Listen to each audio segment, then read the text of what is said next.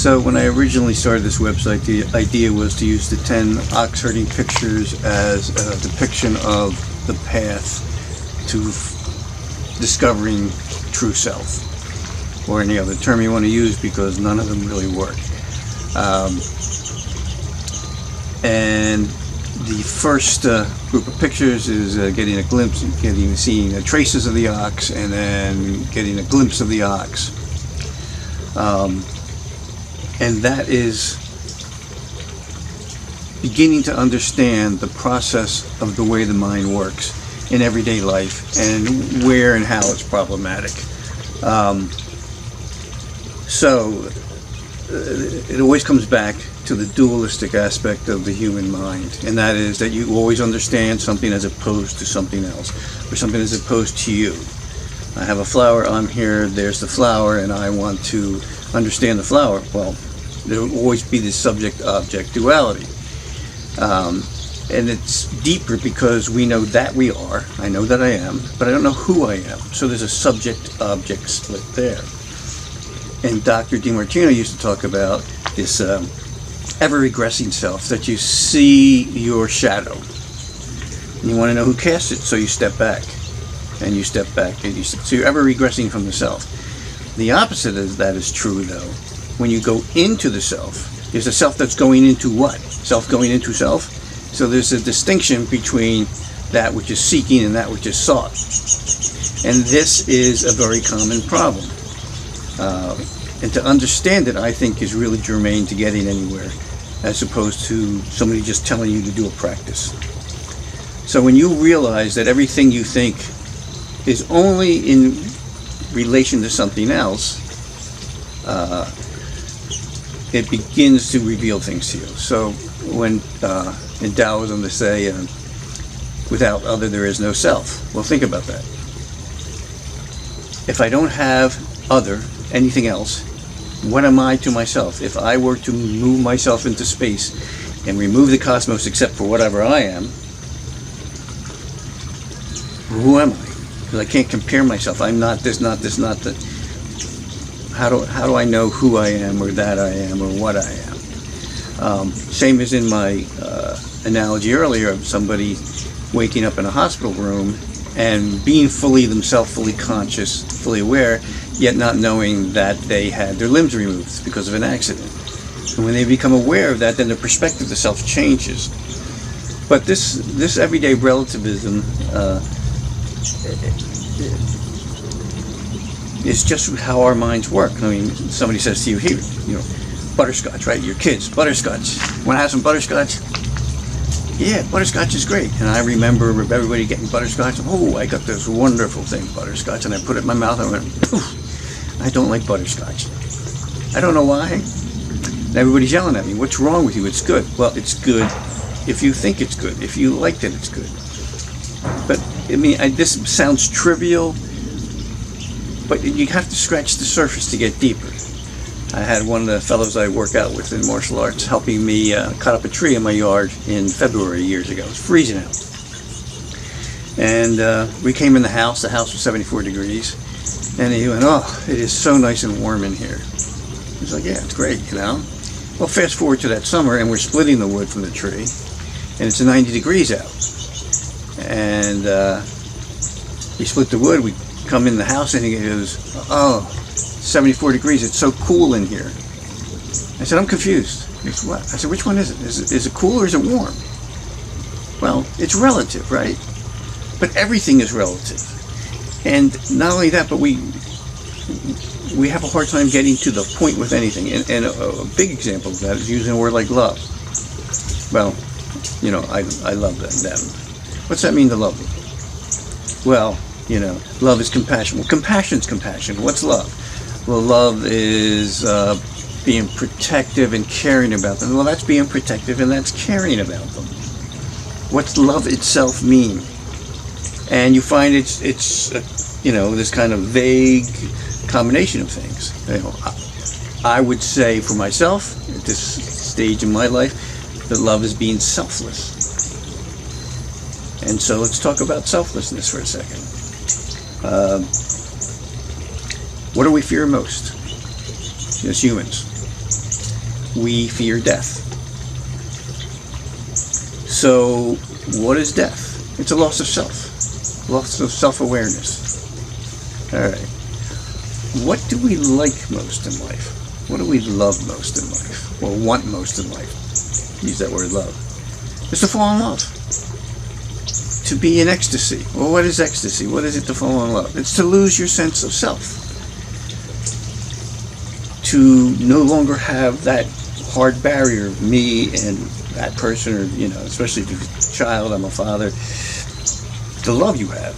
It's just clear and perfect, pure, until they start telling you you're an idiot. But that's a whole other story.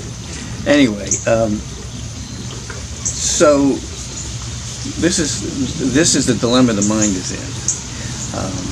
What's good, what's bad, and because we think in those absolutes, and that barrier between self and other that we feel every day, we do many things to break that down subconsciously. Kids when they're playing like to get dizzy, spin around, and because you lose your sense of self. And that's what drugs and alcohol is all about, to stop the sharpening of yourself as opposed to world. Falling in love is that. And another aspect of that is any kind of extreme sport. Because, particularly something like rock climbing, you cannot exist thinking here, there, and anywhere else. You have to be in the moment. You have to kind of have a pure existence in that moment. And lose yourself to survive, basically. But this is not just confined to something like a dangerous sport. I was talking to a good friend of mine the other day who's an absolutely incredible musician, and we were talking about, he plays many instruments, but his main was guitar, but he was on piano, and he's playing a job, and they're ripping along, and he said, and then he became aware of himself. And he went, oh no, I can't do this. Or another friend of mine is a figure skater. And he said, you're doing a routine, and you go, oh, there's 1:30 left. Now you're outside of the routine. So now that dichotomy of self that's doing and the act that's being done is self-awareness, and you're in trouble. So this is very, very germane to understanding who we are, when we are, where we are, right? So we can't live in the present. To live in the pure present compresses the self. And so what we do in the present, other than cleaning the rocks, is we think about the past or think about the future. We're constantly pinging back and forth between present and past. I'm sorry, past and future, just pinging back and forth. And then sometimes we lose ourselves to music, listening, playing, whatever, dancing, any kind of art. In fact, that's the essence of art. The essence of art is to express what is formless in a form, right? So, to go beyond the barrier of the self. And there are many artists in different traditions who, when they lose themselves in this process, create great art. But when they're out of that state, they're in great anxiety. And they're in anxiety because they can't get that state back. You can't consciously get that state back. So, moving even deeper on this, when you start talking about the self, Buddhism breaks it down into the aggregates. Now, there's a famous Buddhist story of logic, and it's about a fellow coming to see a king on a chariot. And the fellow comes in, and the king says, in some cases it's a guru, but either way, they come in, and the guru says, how did you get here? They said, well, I need to talk to you. I have troubles. I'm anxiety. Okay, fine. But how did you get here? I'm not a worldly person. And they say, well, I came here on a chariot. And the guru says, what's a chariot? And the guy says, chariot, it's a horse and a carriage and a shroud and an axle and wheels and bridle and all this stuff.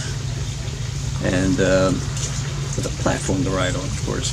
And the guru says, "Oh, well, let me understand something. Help me understand something. If I take away the bridles, it's still chariot." Well, yeah. If I take away the wheels, it's still chariot. Well, yeah, kind of. Well, if I take away, the platform or the axle, and the guy stops and he says, "Who are you? Are you your thoughts, your feelings? Your moods, your digestives? What are you?" This chariot is a composite of things, and you call it a chariot, and you think it has substance, but it doesn't. It's empty of its own being. Okay, now that's about emptiness is generally really misunderstood by Westerners.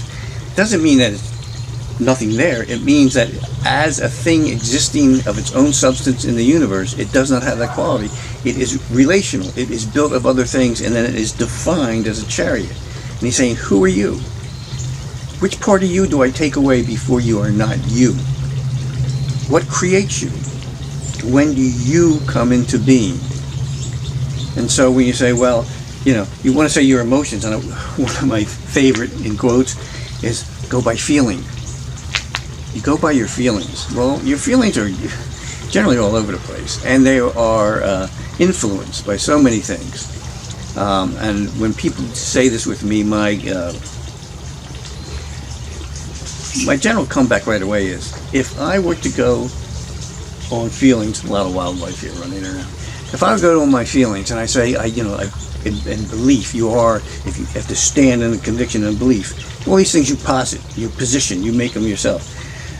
I say, what about somebody who believes so much in their religion they die for it? Is that a good thing? And a lot of people say yes. And I say, okay, if it's their religion. What about Muhammad Ali? He flew into the World Trade Center. He did it for his religion. He did it to see his God. He did it with his whole heart and feeling. So where's the validity of feelings when it comes to that? Now, many people go, "Oh, well, that's crazy." Well, that's from your standpoint, it's crazy. Your standpoint from Western Christianity or whatever, it's crazy. But it wasn't to him. So when you're trying to go by feelings or beliefs, it's a bad way to go. So when somebody says you go with your heart, with Zen or whatever, you go with your feelings, I say no. And the other thing is, you can be feeling neutral and take drugs and have a sense of ecstasy. Well, is there anything true about that? It's a chemical reaction. Your mind is being forced to have those feelings. Your body's being forced, There's something that's that I've been raised with in Irish American culture, and that is having the sense of the dreads. You get a sense of anxiety, something's going to be wrong. Oh, and then you give it a quality. You assign it to something bad is going to happen, or it did happen and I don't know about it yet. So you have the dreads, and almost always caused by blood sugar or hunger or something else. Something else is creating that mood, but we tend to give it a value just because we feel it. So feelings is a really bad way to go about these things. There's this famous Chinese story about a fellow visits his neighbor, and he says, "How are you doing?" And he says, "Things are good." He goes, "What's up?" And he said, "Well, my cow ran away the other day." He says, "Oh, that's bad." And he says, "Yeah, but when he left, he kicked open the stone wall, and there was some money in there." He says, "Oh, that's good." And he says, "Yeah, then my son went and got the cow, and he brought him back." And he said, "That's good." He says, "No, he fell and he broke his arm." He said, "Oh, that's bad." Well, then the emperor sent his men to recruit soldiers for the army, and they couldn't take him. He said, "Oh, that's good." So it goes back and forth on the relativism of good and bad, right? So one of the things we come to realize is that we're always in this state of establishing ourselves. Once again, back to the idea of pinging off of something. Who I am, who I was, who I'm going to be, trying to define who we are by speech, by body, by fashion, by tastes in music or literature or sports or whatever. So there's this constant relativism going on. And then the question comes down, in the quiet of night, when there's no other sounds, who are you? Are you anxious at that time? Because you don't know? You don't know where you're going or where you came from? And then when did you become you? When did you say to yourself, I am? And when aren't you? When do you go away? So there's this coming and going of self, and it's all ever moving. It's not substantial, and by that I mean it's just not concrete and always there. It's always relative, right? So we are relative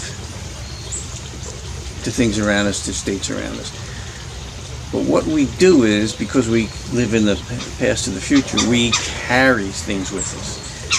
So there's an expression in Zen, a bird going through the sky, leaving no trace, or a bell ringing in the empty sky. It's one I particularly like.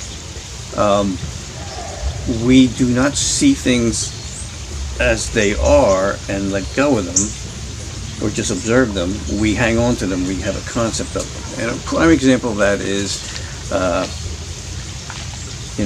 if we're crossing the street and we almost get hit by a car, you spend the rest of the day thinking about that. It's relative to it. Because we know what can happen. An animal crossing the street that almost gets hit by a car and gets out of the way, then goes wherever it was going and eats or grazes or does whatever. It doesn't carry that with us. Of course, there's a self-defense thing to understand that, to carry it right, and that is to, know not to do it in the future. But at the same time, to walk around carrying that with you. And that reminds me of an interview I heard with a doctor and a patient. And she'd come to him, and he said, how are you? And she said, well, I have cancer. And he said, I'm sorry to hear that. Are you going through treatment now? And she said, no. And he said, okay, so when did you get diagnosed? And she says, 20 years ago. And he goes, 20 years ago? You told me you have cancer. And she said, yeah. And he said, well, have you been coming up negative in tests? And she goes, yeah. And he goes, you don't have cancer. You're a cancer survivor. But you only view yourself as carrying this cancer. And that is what our mind does. It carries these things all the time to define who we are. Because we do that, we have anxieties. Not basic anxiety, but regular everyday anxiety. And doubt. There's a great line about training an elephant. When you train an elephant, not that I'm for this, they put a chain around its leg and put it in a stake in the ground so it can't get away. And they train and train and train. And then after the elephant's trained, they put a piece of rope around its leg, which it can easily break, but it doesn't know that. So it forever gives in to that weak rope as opposed to what the reality is at the moment. And that's very much what we do with our problems from the past, our traumas and other things. And I'm not saying they're easy to dismiss or anything. They're not. They're very difficult to do. But you're not there. You carry it forward, If squirrels had that sense of self, living, dying, I'm alive and I know I can die, they'd never cross the road. In fact, at least in my neighborhood, they'd never leave the nest between streets and hawks. But they don't have that anxiety of living, dying like we do.